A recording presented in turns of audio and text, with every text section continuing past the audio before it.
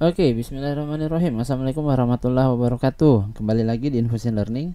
Jadi pada video kali ini kita akan membahas bagian kedua dari kemampuan kuantitatif. Untuk bagian yang pertama silakan klik pojok atas atau link yang ada di deskripsi. Ini merupakan salah satu subtes yang ada pada tes potensi skolastik di UTBK tahun 2022. Oke, supaya tidak terlalu lama, silakan dikerja terlebih dahulu soal-soal berikut ini.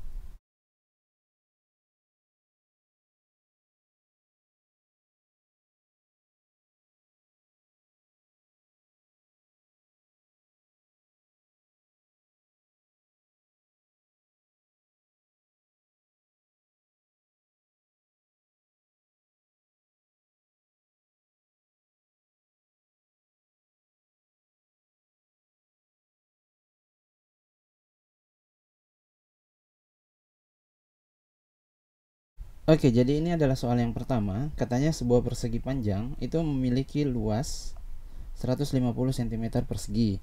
Kemudian perbandingan panjang dan lebarnya itu adalah 3:2. Nah, yang ditanyakan soal ini adalah berapakah keliling dari persegi panjang tersebut. Oke, jadi kita bisa gambar terlebih dahulu teman-teman. Kurang lebih mungkin persegi panjangnya seperti ini ya. Oke.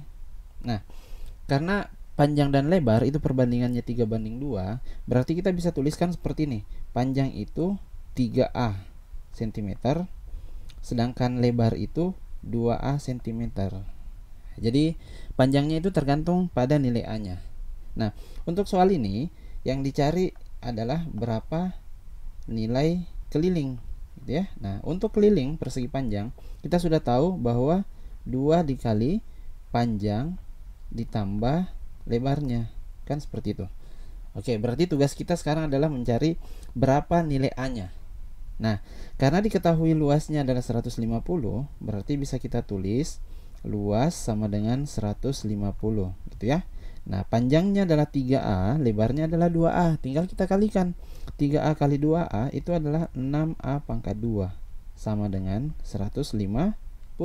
Jadi kita peroleh A pangkat 2 150 dibagi 6, hasilnya adalah 25. Nah, dari sini kita peroleh A sama dengan akar dari 25. Ya, ini sebenarnya plus minus, tapi kan panjang tidak mungkin negatif, jadi dia positif. Positif 5. Ya sudah, kalau begitu tinggal kita substitusi ke dalam sini. Nah, diperoleh 2 3 dikali 5 ditambah 2 dikali 5. Gitu ya. 2 3 kali 5 berapa? 15. Ditambah 2 kali 5 10. 15 tambah 10 25. Dikali 2 hasilnya adalah 50. Jadi gampang ya teman-teman untuk soal nomor 1. Oke, sekarang kita pindah ke soal yang nomor 2. Jadi katanya begini.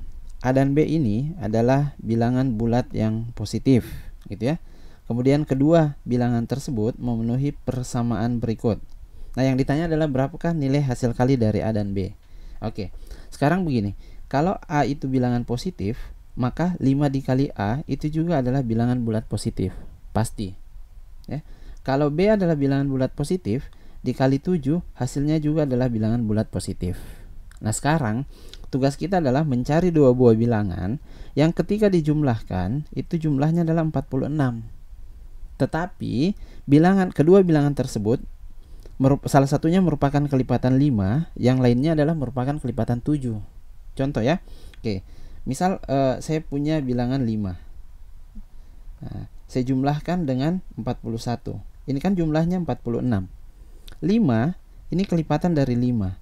Tetapi 41 bukan kelipatan dari 7. Berarti ini tidak mungkin jawabannya. Seperti itu. Ya.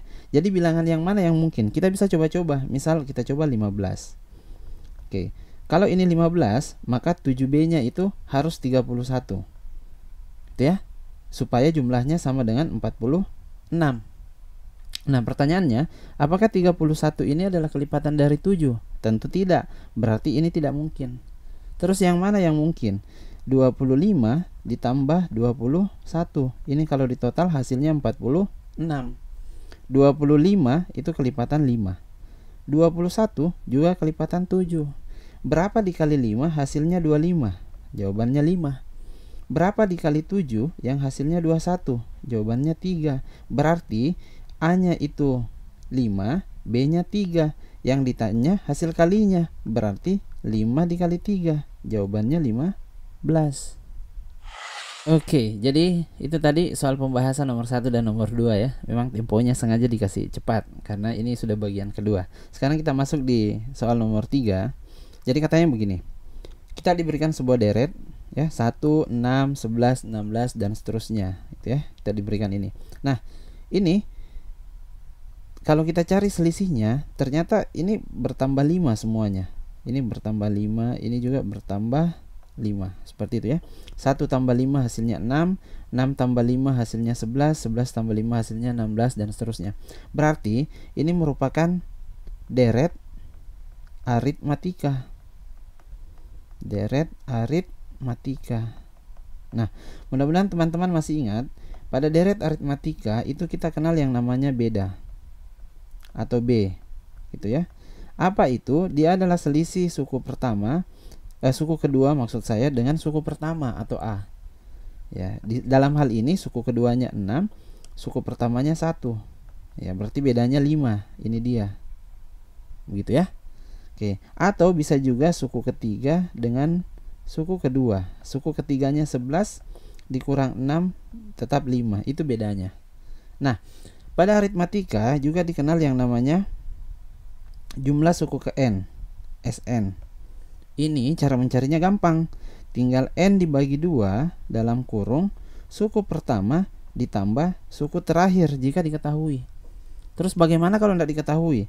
Ya sudah, tinggal kita cari saja suku terakhirnya dengan cara suku pertama kita tambah n kurang 1 dikali beda. Jadi suku terakhirnya kalau misal soal ini 10 berarti n-nya 10. Gitu ya. Ya berarti sekarang tinggal kita cari berapa U10-nya dari sini. U10 itu sama saja suku pertamanya A-nya ini A itu 1 ditambah n-nya 10 kurang 1 hasilnya 9. Bedanya 5. Berarti 1 ditambah 9 kali 5 45. Jawabannya adalah 46.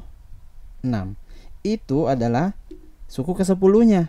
Nah, yang mau dicari adalah jumlah 10 suku pertama. Berarti 10 per 2 dalam kurung suku pertama ditambah suku ke-10 46 diperoleh 470 dibagi 2. Nah ini kalau dibagi 2 hasilnya berapa? Iya, 235. Selesai. Gampang ya. Sekarang kita masuk ke soal yang keempat. Jadi ini soal yang kedua dari terakhir gitu. Jadi diketahui ini dan ini, yang ditanyakan ini gitu ya. Nah sekarang gampang. Sekarang kita upayakan bentuk ini itu mirip bentuk ini. Caranya oke. Sebelumnya yang ditanyakan kan ini, berarti kita hanya butuh berapa nilai X, kita tidak butuh nilai Y. Oke, X pangkat 5 itu kan kita bisa rubah menjadi X dikali X pangkat 4. Itu Y pangkat 4 nya tidak usah dirubah, ini tetap. Ini hasilnya sama dengan 512. Oke, karena sama-sama pangkat 4 maka pangkatnya bisa dikeluarkan seperti itu. Ini tetap 512.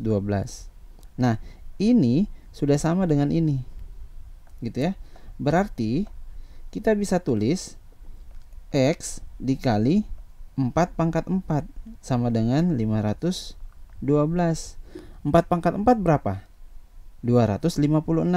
Berarti X-nya itu sama dengan 512 dibagi 256. Jawabannya adalah 2. Nah itu baru nilai X-nya. Yang ditanyakan ini. Ya sudah, berarti tinggal diselesaikan. 8 kali 2 dibagi 2 kurang 1. 8 kali 2 16. 2 kurang 1 1. Jawabannya adalah error. Semudah itu ya. Oke, selanjutnya kita ke soal yang terakhir. Jadi katanya begini, jika Mabruri berada pada urutan ke-8 dari depan dan belakang dalam sebuah antrian, maka berapa orang yang ada di dalam antrian tersebut? Oke, jadi ilustrasinya mungkin seperti ini. Anggap saja ini Mabruri, ini berada pada urutan ke-8, baik dari depan maupun dari belakang. Seperti itu ya. Oke, artinya ada 7 orang yang berada di depan karena dia urutan ke-8 dari depan. Di sini ada 7 orang. Begitupun dari belakang juga ada 7 orang ketika kita menghitung dari belakang. Nah, yang ditanyakan adalah berapa orang yang ada di dalam antrian. Ya sudah, tinggal kita jumlah saja. Kita tinggal jumlahkan 7 ditambah 8 ditambah 7. 7 tambah 8 berapa? 15 tambah 7 22. Berarti jawabannya adalah Charlie. Selesai. Gitu ya. Ya, jadi untuk bagian kedua ini cukup sampai di sini. Mudah-mudahan bermanfaat. Nanti kita lanjut ke bagian-bagian selanjutnya. Terima kasih banyak. Tetap komen, like, dan subscribe. Billahi taufiq wal hidayah. Wassalamualaikum warahmatullahi wabarakatuh.